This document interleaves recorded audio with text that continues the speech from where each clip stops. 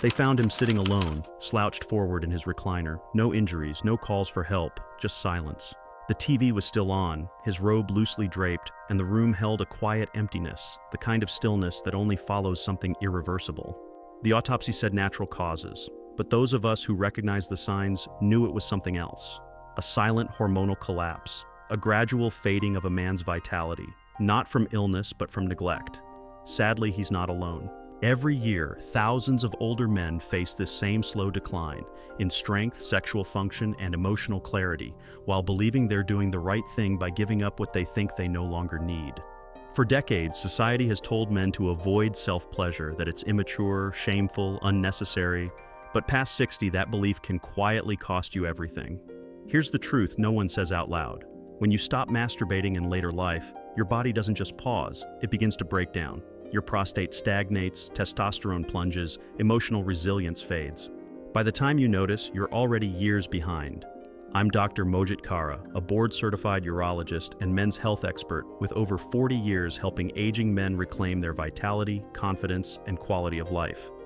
I've met farmers, veterans, teachers, and grandfathers who believed abstaining was the right choice, and I've seen the regret in their eyes when the damage caught up.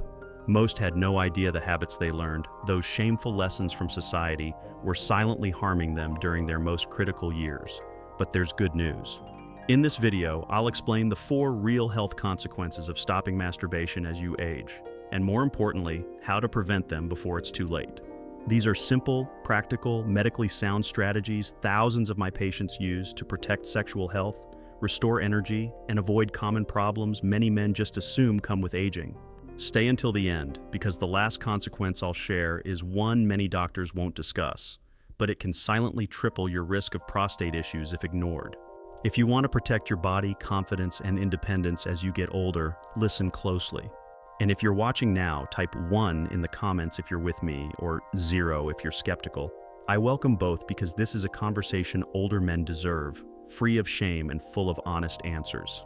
Now let's start with the first, and maybe the most dangerously overlooked effect of giving up masturbation in older age. The first major consequence I've seen countless times is loss of penile function. Men in their late 60s or early 70s come to my office, confused and frustrated, telling me they haven't had a spontaneous erection in months, sometimes over a year. What shocks them most isn't the performance issue itself, but how suddenly it happened. One day, they felt normal. The next, something inside just stopped working. This catches many men off guard because no one ever told them that stopping sexual activity can cause their sexual function to fade, like an unused muscle. Let me be clear. Your penis isn't just decoration. It's a working organ that depends on regular blood flow and stimulation to stay healthy.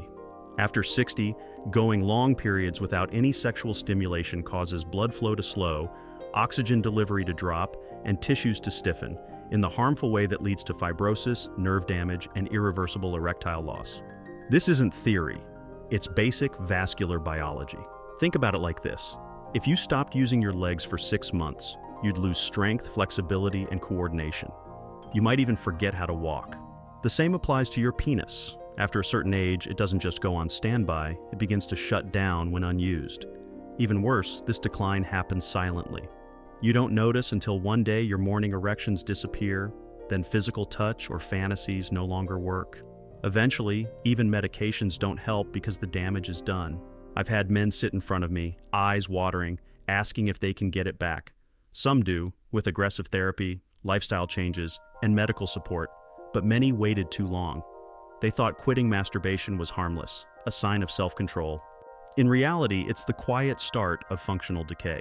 And let me stress, this isn't about obsession with sex. It's about preserving a vital part of your circulatory system, hormone regulation, and masculine identity. Keeping up occasional solo activity, even once or twice a week, helps maintain blood flow, keep nerves alive, and remind your body that this function still matters. The truth is simple. If you don't use it, you lose it. And after a certain age, that loss can be permanent. I've seen men devastated, not to impress others, but because it affects their self-esteem, relationships, and sense of manhood. And the worst part? It's completely preventable. All it takes is consistency, not indulgence, but attention. While most men fear losing erections, they often don't realize that's just the beginning. The next consequence of quitting masturbation hits even deeper: your hormones. Once those start crashing, the effects ripple far beyond the bedroom. It usually begins subtly. Testosterone production drops. A man stops feeling like himself but can't explain why. He's less eager to get out of bed, skips walks, loses appetite, his mood flattens. He feels tired, irritable, withdrawn. Deep down, he senses something important slipping away, but he can't pinpoint it. In my clinic, many blame aging, stress, or poor sleep, but when we look closer, we find a common cause: testosterone levels falling. Not just naturally with age, but accelerated by a total loss of sexual stimulation. Here's what few hear. Masturbation is one of the rare non-drug ways older men can naturally boost testosterone. It's not about sex or fantasy, it's biology. Regular arousal and release send signals from the brain that regulate hormones. Dopamine rises, the hypothalamus activates, and even in your 60s or 70s, your testicles get the message: keep producing testosterone. Stop that process, and your body assumes intimacy isn't needed, so it cuts hormone production. Once this cycle starts, reversing it is tough. Men with low testosterone don't just feel tired, they lose their identity. They can't focus, lose interest in what once made them proud. Their muscles weaken, bones grow fragile, depression creeps in. Worst of all, cardiovascular risks rise, making heart attacks and strokes more likely. I've seen vibrant men become shadows in a few years, not from illness, but because no one told them how vital regular sexual stimulation is to hormonal health. One retired firefighter patient said after his hormone levels dropped, he felt like he didn't matter anymore. He told me, "Doc, I don't even recognize the man in the mirror." That look in his eyes wasn't vanity, it was grief. And this could have been avoided with a little education and a simple habit he thought was wrong. He could have preserved not just his hormones, but his happiness, energy, and drive. The hard truth: once testosterone crashes in older age, it can take years of therapy and thousands of dollars to restore it, if it returns at all. But with steady, respectful engagement in your own intimacy, you can hold the line longer than most think possible. While hormones often work quietly in the background, the next consequence is something every man feels physically, sometimes painfully. It's a condition that develops silently inside the body until it starts disrupting daily life. Yet most don't realize it's linked to one simple cause: what they've stopped doing. Let me explain. Many older men experience a dull, heavy ache deep in the pelvis, a strange pressure after sitting too long, or a nagging urge to urinate even when their bladder isn't full. It doesn't hit suddenly like a heart attack. Instead, it builds slowly and quietly until it begins interfering with daily activities. By the time most men talk to their doctor, they've been dealing with this discomfort for months or even years. What's shocking is how often this silent suffering is due to prostate congestion caused by a lack of ejaculation. The prostate isn't just a bystander, it's an active gland producing and storing seminal fluid. That fluid is meant to move to be expelled. When masturbation or sex stops completely, especially later in life, that fluid sits and thickens. Pressure builds, inflammation creeps in, and that's when you start noticing changes. Slower urine flow, pelvic discomfort, lower back pain, and a constant need to go that interrupts sleep. As a urologist, I've seen many older men come in thinking they have bladder problems only to find out it's an inflamed, irritated prostate. In many cases, the answer isn't medication, it's movement. The body naturally cleanses itself through regular ejaculation. When this process is ignored for too long, consequences can be severe. Some men develop chronic prostatitis, a painful long-term inflammation that's hard to treat and even harder to live with. Others end up needing invasive procedures just to feel normal again. But beyond the physical pain, there's another risk most men never hear about. Research, including a well-known Harvard study, shows regular ejaculation may help reduce prostate cancer risk. The idea is simple. Regularly emptying the prostate lowers the buildup of harmful substances. Letting fluids stagnate for months can increase inflammation and long-term risks. One patient I treated had almost 2 years without any sexual activity. He felt no need and thought that chapter was over. But when his PSA levels rose sharply and further tests were done, his prostate was swollen and congested. He faced biopsy talks that could have been avoided by simply maintaining occasional release. This isn't about encouraging indulgence, it's about preventing suffering. The male body doesn't stop needing care after 60. If anything, it needs more respect and attention. The prostate is one of the most vulnerable organs in older men. When neglected, the damage isn't just uncomfortable, it can change your life. While a congested prostate causes pain, irritation, and sleepless nights running to the bathroom, the final consequence strikes even deeper. It attacks how a man feels about himself. For many, it's the one they don't see coming until it's already taken hold. Let me explain what I mean.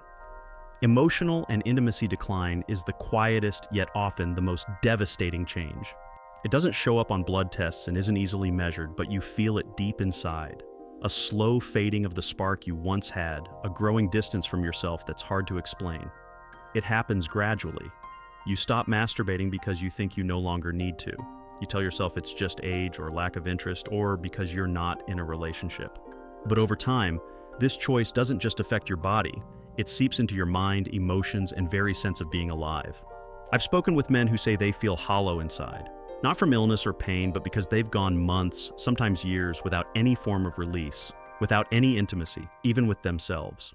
Slowly, they start feeling invisible, unwanted, unnecessary. They don't talk about it, of course. Most older men were never taught how, but it shows in the way they walk, avoid mirrors, or lower their voices when you ask how they're doing. This isn't about sex, it's about vitality, the deep connection between your body and emotional well-being. Giving up self-pleasure cuts off one of the last paths to joy, self-recognition, and feeling human. For men over 60, that's not just a loss, it's a wound. Arousal, pleasure, and release aren't just for the young. They keep your brain engaged, hormones balanced, and emotions healthy. Neurologically, the chemicals released during masturbation, dopamine, oxytocin, endorphins, regulate mood, reduce anxiety, and stabilize emotions. Without them, men face higher risks of depression, loneliness, and even cognitive decline.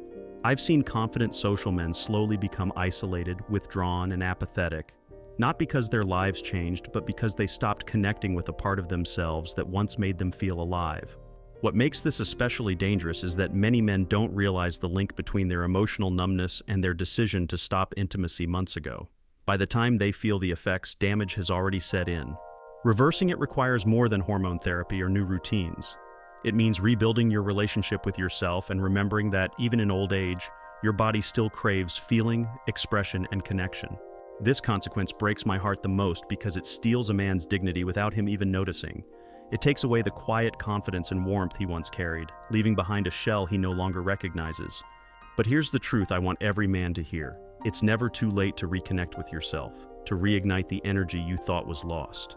In the final part of this video, I'll show you simple, science-backed steps you can take today to restore what many older men have lost and protect what you still have the power to save.